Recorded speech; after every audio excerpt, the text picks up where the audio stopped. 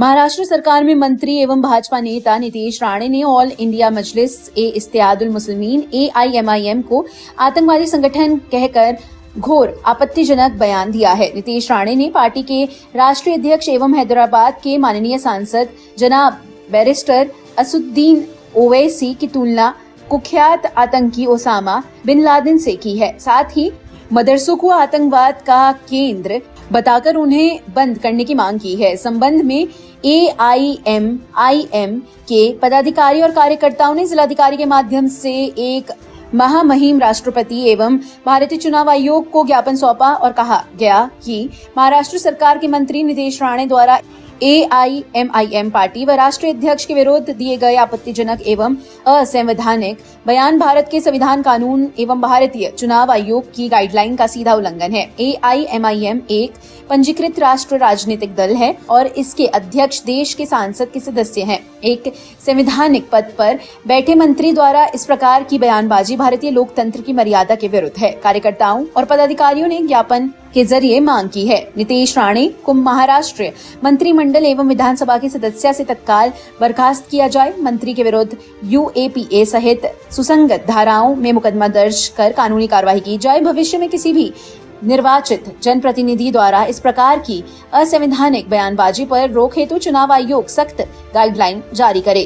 जिला अध्यक्ष Farid Zafar Rahmani, all India Ittehadul Muslimeen, हमने जो आज ज्ञापन दिया है निर्वाचन आयोग साहब को और क्या नाम है राज्यपाल साहब को, जो हमारे महाराष्ट्र सरकार के मंत्री नीतीश राणा जी हैं, हमारे ओवैसी साहब को अपशब्द बोलने पे उनके खिलाफ हमने ज्ञापन दिया हुआ है सर। और उसमें यही कहा गया बयान में महाराष्ट्र सरकार के मंत्री एवं भाजपा नेता नीतीश राणा ने ऑल इंडिया इत्तेहादुल मुस्लिमीन के जो बैरिस्टर असदुद्दीन ओवैसी साहब को उनको आतंकवादी बताया है, आतंकवादी संगठन से जोड़ा है और ओसामा बिन लादेन से उनकी की है। तो आपत्तिजनक बयान है, इसलिए हम उनको चाहते हैं कि उनको तत्काल बर्खास्त किया जाए और उनके खिलाफ कार्रवाई करी जाए। बिल्कुल जो दिया गया है, ये महाराष्ट्र का एक मंत्री जिसे नीतीश राणा के नाम से जानते हैं, महाराष्ट्र सरकार में मंत्री है, उसने जो जिस तरह से भाषा का मुसलसल पिछले कई वर्षों से वो इस्तेमाल कर रहा है, एक समुदाय के खिलाफ जहर उगलता रहता है वक्त वक्त पर। आज उसने कल एक प्रेस कॉन्फ्रेंस के दौरान मीडिया से मुखातिब होते के दौरान उसने एक ऐसा बयान दिया है जिससे एक तबके में और MIM के पार्टी के सदर के लिए जो बयान दिया है वो इंतहाई अफसोसनाक और दुर्भाग्यपूर्ण है।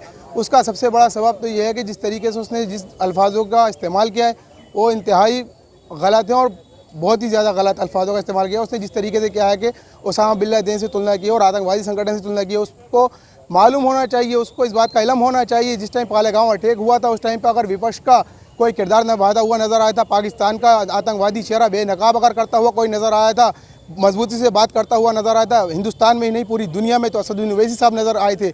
और इसी का आगे एक बात और आपको मैं बताऊँ, वज़ीर आज़म हो सकता था अगर एक हमारे राष्ट्रीय अध्यक्ष बैरिस्टर असदुद्दीन ओवैसी साहब की बात मान लेते तो आज ये दिन नौबत नहीं आती। जो आज जिस तरीके से आज हमारे मुल्क के वज़ीर आज़म साहब कह रहे हैं कि तेल का और डीजल का कम इस्तेमाल करें, अगर उस टाइम पर अगर हमारे राष्ट्रीय अध्यक्ष साहब की बात मान ली जाती तो हो सकता था आज ये नहीं होता। उस टाइम पे हमारे राष्ट्रीय अध्यक्ष साहब ने कहा था उनसे कि आप जो है इसराइल का साथ ना देकर ईरान के हक़ में आएँ, ईरान के लिए बोलें।